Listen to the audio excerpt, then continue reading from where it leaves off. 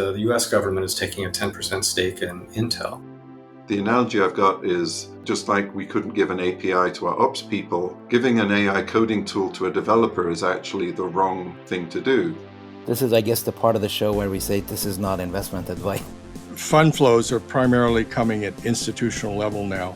MIT NANDA, attention-grabbing headlines saying 95% of AI deployment is failed. Quantum hashing is more than half a century away. It's just the wallets, could be vulnerable within a decade, possibly half of that. But why are they able to make such rapid progress at a time when others are sort of struggling to get to really high-end manufacturing?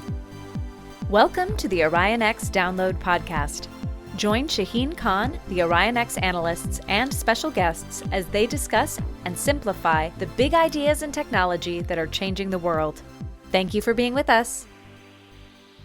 Hi, everybody. Welcome back to another episode of the Orion X Download Analyst Roundtable. As usual, with me are Adrian Cockcroft, Chris Krull, Stephen Perno. Good to see you all today. Hello. Hi. Okay, without further ado, let's start right where we started last time around, which is Adrian's experimentation with AI, agent, swarm, coding, and all the implications thereof. Yeah, I haven't actually done any more coding in the last couple of the weeks because I've been mostly offline without any internet connection, and I've relocated to the UK for a few months. So nothing's been really happening there, but some ideas were sort of percolating and marinating, and I eventually decided that rather than writing a whole Medium story about it, I wrote it as a LinkedIn post. And just sort of trying out some ideas, and it's got a lot of engagement, a lot of comments, and a few people pushing back, but most people saying that it makes some kind of sense to them.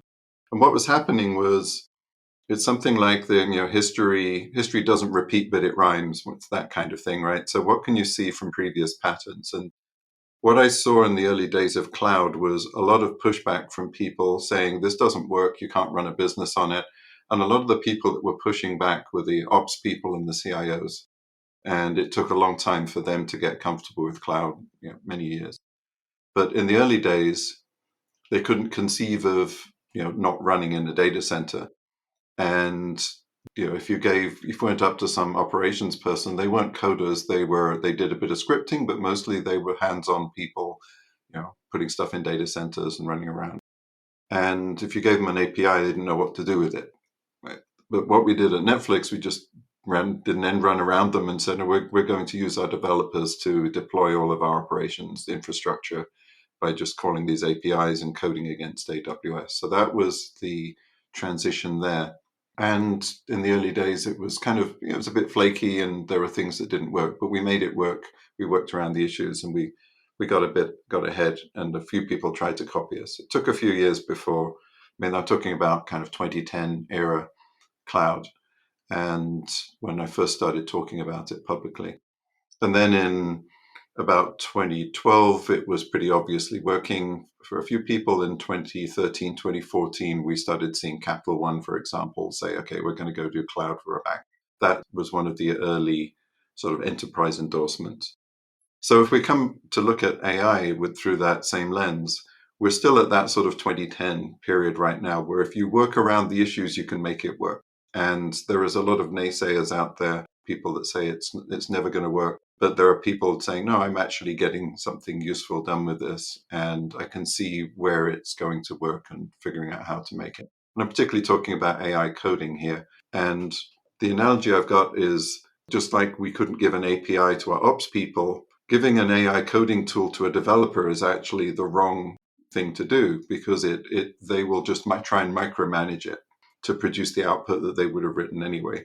Whereas what you really want to do is give these tools to product managers who are technical enough to understand, the technologies and basically, if you've heard of the different things, but you actually don't know how to code them, right? So you want to give it to somebody who has a clear idea of the product they're trying to build and can tell whether it's being built or not, and is used to telling a group of engineers to go off and try and build something, and they come back with something that's different from what you wanted, same as the AI.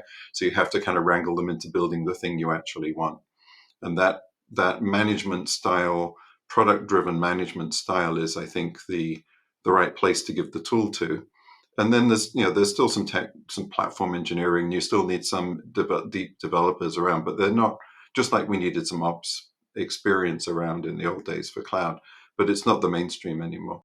Anyway, I wrote this up. A few people thought it was interesting, and the follow-up question you get to is, well, how do you hire these developers? What do they look like? What's the hiring exercise look like? Because they aren't developers; they're sort of product people that know how to use the AI tools. So there's probably going to be a different kind of role. It might come up with a new name, like we have like DevOps engineers didn't exist in 2010; they came along later. And that's sort of that development operations cloud management thing. That's what it ended up being called. So there's probably a name for this skill set that's going to arrive eventually, and people will figure out how to tell whether you're good at it or not. There was also some discussion on its impact on org charts. Yeah, it's a different org chart because you want to have it be product driven, right? You want all the product and the engineering to just be in one organization rather than having a separate organization that's the technologists that go off and build things, and the business is over there. Like one of the things at Netflix, there was never, the business was the technology organization. It was a product organization. There wasn't a separate the business. There were the people that bought movies or the people that made movies, but that wasn't really the business, right? The business was the services we were creating, and it wasn't separated out. It was a fully integrated organization. I think that's the other aspect of it that will work. So I'm expecting some new companies to form with these new architectures, new organizations, and figure out how to iterate and build something more interesting quickly. So I'm sensing, and I've been seeing it as a major, major breakthrough. Is that how you see it? Is this something that once people figure it out, it's going to have very far-reaching impact on the whole software development industry in general? Yeah, I think it is. And it's also moving much faster. It's sort of months instead of years in terms of the pace at which this is changing. It's not capital intensive, so it's limited by how fast you can build the code that you need to sort of implement some of these ideas and how fast the ideas can percolate. And right now we're in a mode where code can be built super quickly because that's what this whole thing's about. And ideas are percolating incredibly quickly. So I think that we've got very little friction in this space. And then there's an enormous amount of investment from the AI companies as they're following along, trying to implement what people are building. But I'm still seeing startups trying to build things for kind of last year's world, right? Where they're baking in the slow way of producing something and the slow approach to the old world, right? And I think there's a new world emerging here, and it's going to be pretty disruptive to startups, enterprises, and everybody. And it's going to be also very, very chaotic because some small segments are going to go deep and fast, and others are going to be slow, and it's going to be very confusing because it's going to work in some places and not others, just because it's moving too fast to be uniform. So NVIDIA has been the beacon of this entire area, and they announced their earnings last week, and they reported $46.7 billion in revenues for the quarter, which was a 6% increase from the prior quarter and 56% increase year over year. Nevertheless, the stock dropped a little bit because this was the slowest growth they've had in the past 2 years. So they couldn't beat their own record, even though they're growing by leaps and bounds. And I think that led folks to worry whether we are approaching the tapering part of the S-curve, if there is one, and maybe power law will stop working for NVIDIA. What do you guys think about that? I have a comment on a power law, which is a log periodic power law analysis of how the price waves have behaved in Bitcoin and NVIDIA in particular. And you can use similar analysis. I just did this last week, and it shows continuation into next spring, into the March timeframe.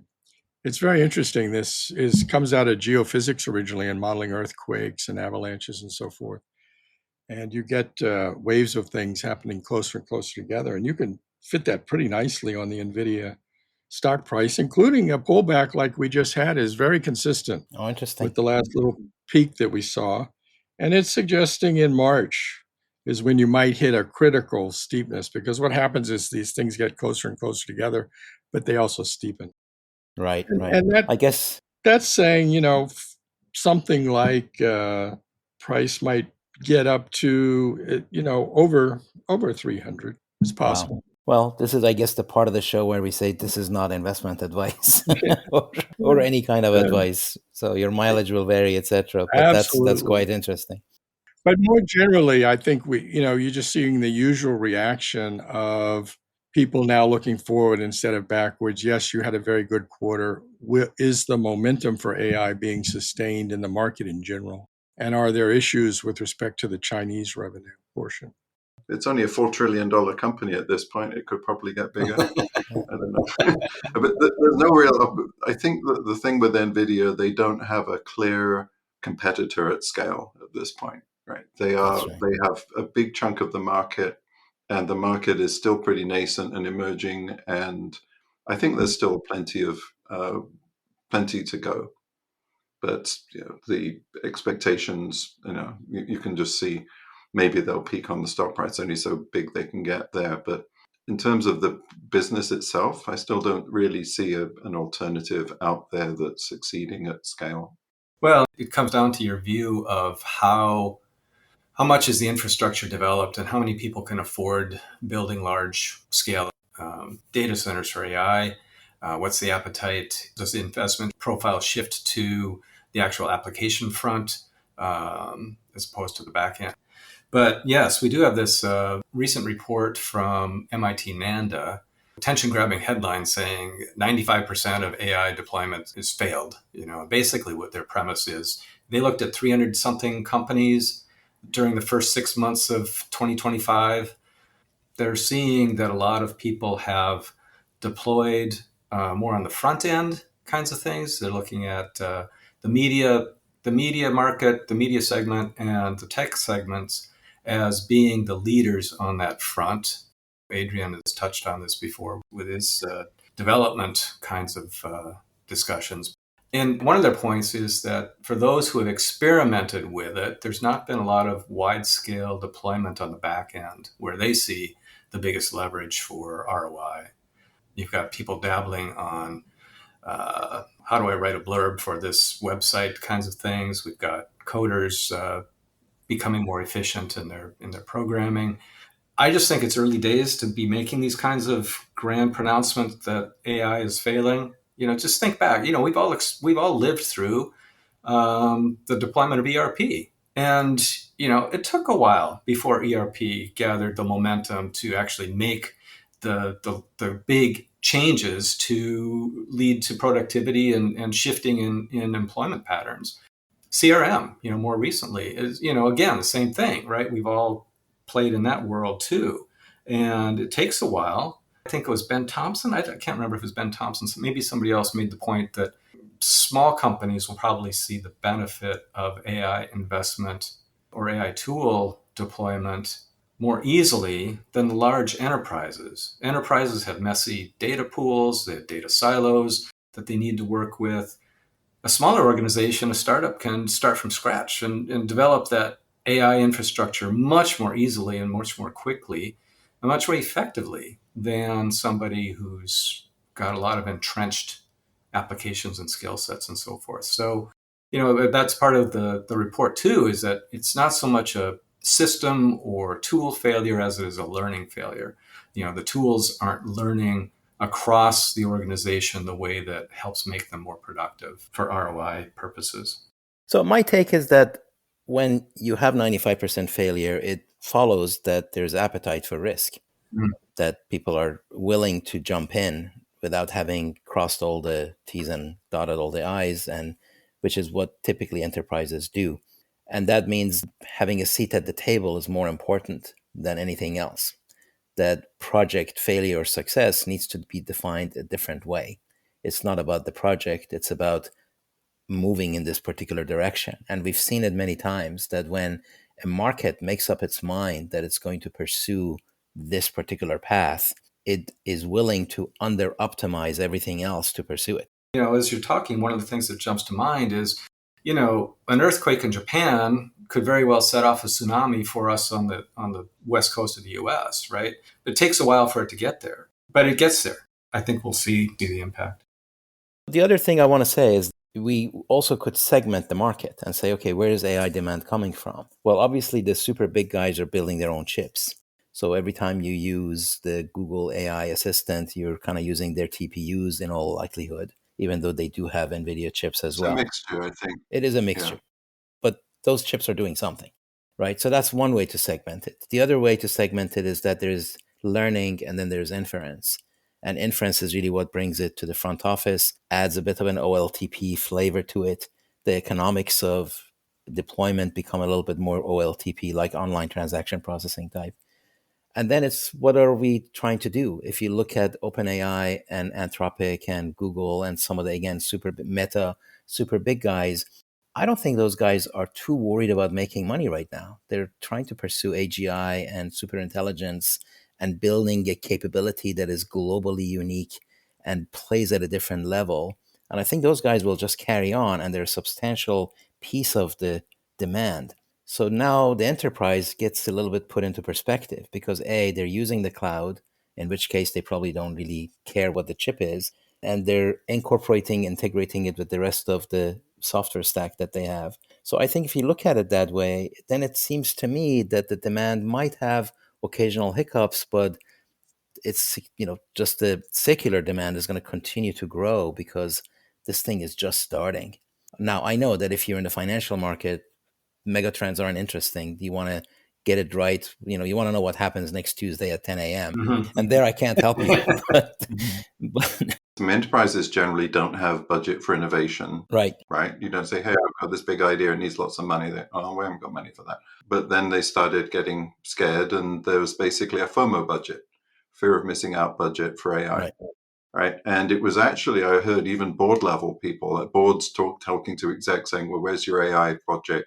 You should go invest some money in this, serious money in it to go do something. Absolutely. So that is, the pump in some sense. And a lot of those will fail because it's just like money chasing something to do. So it's coming because of FOMO rather than because of bottom up. It's top down.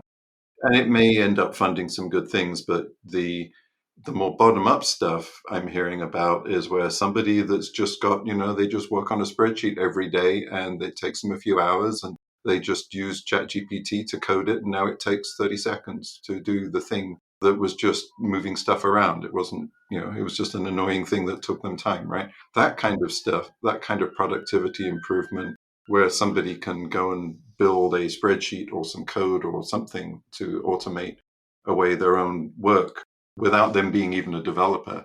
That kind of stuff is what permeates bottom up through an organization. That's right. I'm reminded of your comment, Adrian, a couple of episodes ago when you said the ROI for me is infinity because I wouldn't even attempt it without this capability. I would not be writing code at all.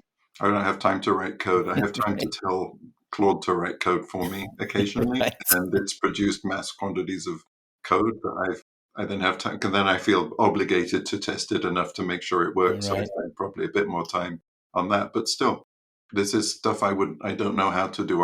It would take me too long to learn how to be a productive developer in technologies I'm using to build things. So it is really expanding the set of folks who are going to actually build capabilities, digital capabilities, and this will be part of that. Now, Stanford has an AI Index report that they do every year, and the 2025 edition came out a couple of months ago. They talk about global competition in AI, which obviously is impacting geopolitics. They talked about ethics and governance, which I think remains a murky area in terms of how different geographies are approaching it. They talked about rapid progress. They talk about more accessible AI as costs drop. And of course, as you make progress, that happens. But of course, they also talked about business adoption, which dovetails quite nicely with the MIT report and the 95% failure and the discussion that we just had. Now, switching a little bit to quantum, because that's another big mega trend, MIT has done something similar to the Stanford AI Index and calling it the MIT Quantum Index report. Both of them have wonderful collection of data, so highly recommend that You Google it and go to their website. They have interactive data navigation, etc. So they talk about the overall investment in quantum computing. In 2024, $1.6 billion went into quantum computing, and something like $0.6 billion went to quantum software. So those are the two areas that are getting investment. As a whole area, my take is that nothing really substantially has changed in terms of the status of quantum technologies. There's quantum sensing for measurement, which has been a market and continues to be a market, and that is a real area. Then there is quantum communication that is rapidly progressing. And then there's quantum computing, where the big prize is. And there, really, one has to make a distinction between a quantum physics instrument that has some parameters that you can set and it runs experiments, and an actual programmable and reprogrammable quantum computer, which is exactly what has been elusive so far. But there's a lot of progress there as well. They talked about patents, lots of patents since 2014 to 2024 is the window they looked at. As of 2024, China has 60% of the patent portfolio. Now, patent is not exactly the best metric because it really depends on the kind of patent. My analogy is that it's like real estate. You could own a lot of land, but if it's downtown New York City, it has a bit of a difference. Quantity doesn't quite point to whether or not it's valuable. And then they talked about skill set, and then they also talked about quantum safe cryptography. Which of course is not quantum computing or quantum technology. It is sort of the unquantum market because you're afraid of quantum computing, not that you're using it, although there are a couple of algorithms that could use it. So maybe that's a good segue into whatever we want to discuss about quantum, but also get a bit of a crypto update from Steve. Sure. Well, I think the quantum threat against Bitcoin, crypto more generally, is still some time off, but it's not too early to think about. And so it has been given thought, and there's more than one Bitcoin improvement proposal. And we've already got the quantum safe cryptographic algorithms approved by the National Institute of Standards and Technology. They've been through years of vetting, and several are now approved. And so it's certainly possible to create a wallet that's safe. The blockchain itself is not an issue. Quantum hashing is more than half a century away. It's just the wallets, which is a whole different algorithm, the Shor's algorithm, not the Grover's algorithm, that could be vulnerable within a decade, possibly half of that. But we're going to need thousands and thousands of logical qubits before that becomes an issue. And we're only at kind of several currently. So we've got time there. More generally, two main interesting things I want to mention about Bitcoin and really the crypto market as a whole are that the fund flows are primarily coming at institutional level now. So if we look in really during 2025, about 3/4 of the net increase in holdings, the net buying, is coming from the Bitcoin treasury companies. So that's companies like Strategy, which used to be called MicroStrategy, but there are now many others. There are more than 150 of these companies that have announced and are starting to put Bitcoin on their balance sheet. And some are small, but some are pretty darn large. And there have been some quite substantial capital raises as well, up into the billions, to fund some of the new ones. And it turns out that if you combine that with the ETFs that made such a big splash during 2024, and which are most of the other 25% of the net buying that's going on the market, that for those categories of institutional purchasing, since Bitcoin was age 10, which is now almost 7 years ago, the holdings have been increasing as a very rapid power law with the fourth power of Bitcoin's age. And that's really the principal driver now between adoption and price as well. The other thing I wanted to mention is the Tether announcement, which just happened in the past week or so. They announced a native support for Bitcoin. Most of the Tether activity has been on the Ethereum chain. And so the production of Tether happens on the Ethereum chain. But they've now announced capability for a second layer solution. And that's going to allow you to have one wallet that holds both Bitcoin and Tether simultaneously and to be interoperable down the road with Lightning as well. And most of the information, all the meta information, the smart contract information will be off chain. So it'll be validated on the Bitcoin blockchain, but most of the data can reside off the chain in order to have better scalability. And as a second layer, it's going to be much more rapid. So I think that's quite important. The stable coins are just becoming more and more important. And in fact, they're seen as another form of what we call euro dollar or shadow banking, or just dollars held overseas. So the other thing that happened was the annual Hot Chips conference that is held at the Stanford campus, right across from the Hoover Tower, and always a technology, academic, deep topic kind of a conference, but has been gaining in popularity consistent with the growth of interest in chips in general. So in person, there were something like 500 people attending. Rumor was it that maybe there's another 1,300 or so that were online because they did stream it, and it was wonderful that they did. So people from around the world were actually dialing in. I just want to highlight one talk, and that was the second keynote by Dr. Koike, who's the CEO of Rapidus. Now, Rapidus is a Japanese company formed by a consortium of the who's who of Japanese technology firms with the intent to reestablish high-end manufacturing capability for Japan. So it's a very focused effort between the Japanese government, the local governments, the industry, and even the construction companies that were working to build the actual sites that they have. Beautiful, beautiful buildings that they have done. So, no pun intended, these guys are doing really rapid progress. They already do like early samples now. I think they're going to perfect that over the next year. So, in 2026, they will start shipping some or producing some and be in volume production in 2027, by which time they will be doing something like 5,000 wafers per month. And these wafers are 30 centimeter plates. So depending on the size of your chips or chiplets, you can figure out how many chips you're going to get out of that. It's hundreds to thousands to even tens of thousands, depending on how tiny they get.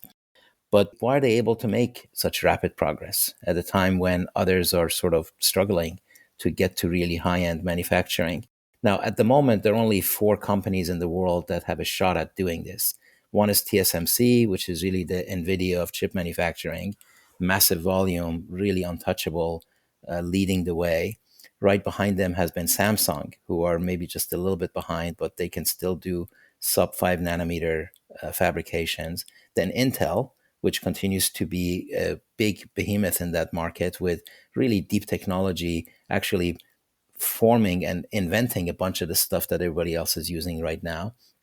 Funny, by the way, in parentheses, is the impact of Department of Energy and US research establishments in how some of these technologies have come about and invented, like Livermore Labs, for example, which the HPC folks would be happy to hear. Is Samsung, I mean, for me, that's associated with things like flash memory and stuff. Do they each focus on different parts of the technology? No, these are all logic manufacturers. For memory, it's Samsung, Micron, and Hynix, Right. SK Hynix, that do kind of high end. And Micron is doing this $100 billion investment in upstate New York near Syracuse, not too far away from Ithaca, where Chris and I went to school. So you're saying Samsung is doing logic.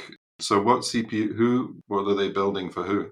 So Qualcomm is probably a well-known one. IBM is using them for Power 10 and Power 11. And speaking of IBM, they also collaborate with Rapidus. IBM offloaded their chip manufacturing capabilities to global foundries some years ago, but they continue with high-end R&D. So they actually showed sub 2 nanometers production capability in their R&D. They were first to do that.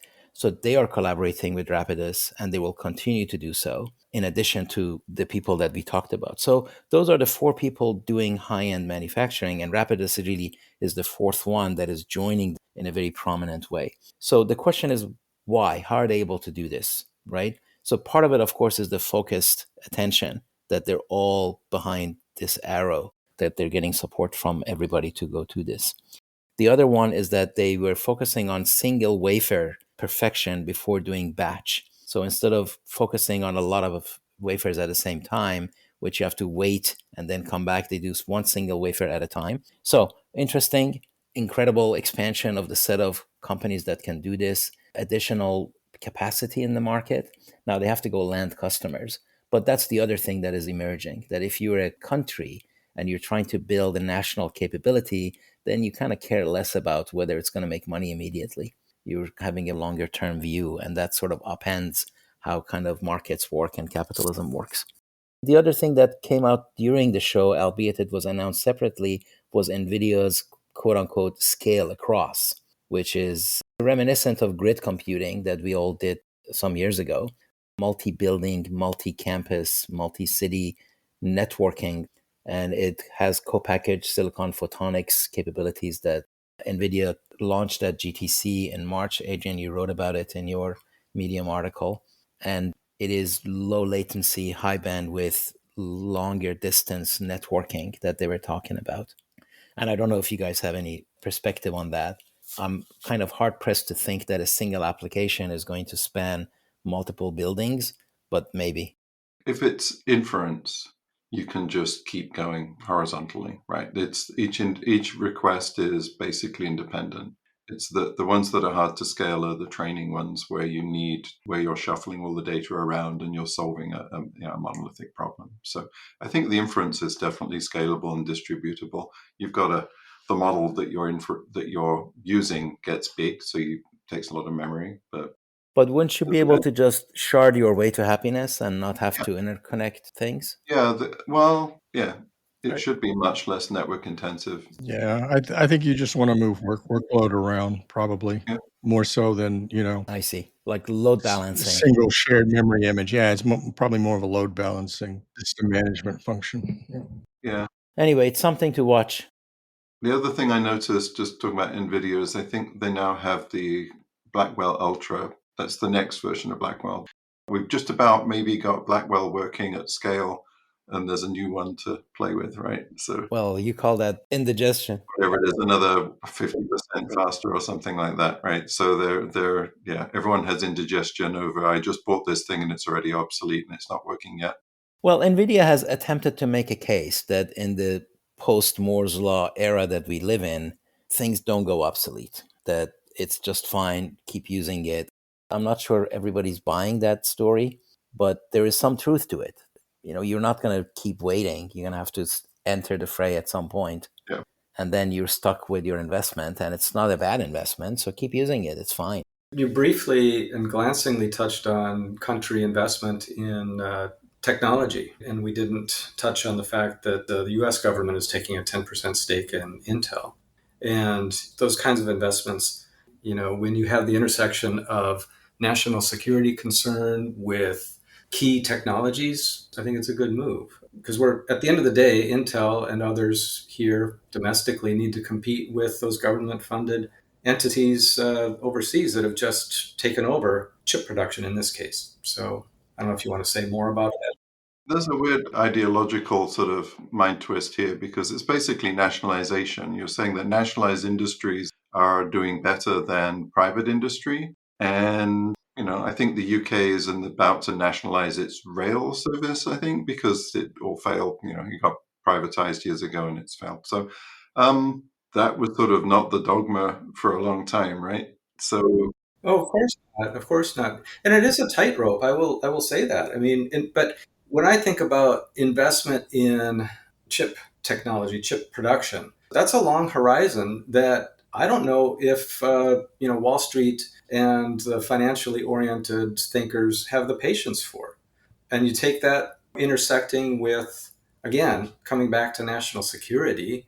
I've always thought it's a good idea for us to have a better handle on those technologies that we put into things that we trust for our security. yeah, I think if the Democrats were trying to do that, the Republicans would be claiming this was socialism and shooting it down. I mean, to some extent, they can get away with it because the Republicans saying that they want to do it, right? It's a bit odd for that reason. It's sort of, again, they're effectively doing the opposite of what they say they want to do. Yeah. So I'd like to see this as the US government saying Intel must succeed. Yes. Which I like. That part we all like because it is part of national security and you're building a national capability and you'd like to support it. Yeah. Now, how that interest manifests itself is really the question. You could subsidize it, you could give it a grant, you could give it a loan, you could take an equity stake. To me, that's kind of the financial engineering part of it that is a little bit more direct than sort of building the environment in which companies can succeed. But I do think, as we discussed last time around, it goes to the heart of how do you fund national security? To what extent can you rely on markets to do it for you? What are the conditions that need to be in place for markets to be able to do that? What do you do when those conditions are not in place and the markets are unable to do it? I just see this as double entry bookkeeping. It was already decided that you want to have a relationship because of national security. So you had the CHIPS Act and the Science Act, and you invested in Intel. You gave them some money. That's right. So that was one side of the ledger. This is the other side of the ledger. Yeah. That's saying, oh, right, Right. we're going to participate because we gave you some money. We think you're important, but that means we should be participating. Yeah. Good point. Well, also something to watch. But I think this is a very critical concept outside of this particular case. And certainly if it becomes more of a pattern, then I think it deserves a deeper discussion. Very well. Well, on that note, we should conclude this episode and let everybody get back to their activities. Thank you all for listening. Thank you guys for being here. Until next time, take care. Okay. Thank you. That's it for this episode of the OrionX Download Podcast. Every episode is posted to orionx.net and shared on social media. Use the comment section or tweet us with any questions or proposed topics of discussion. If you like the show, rate, review, and share it. The OrionX Download Podcast is a production of OrionX. Thank you for listening.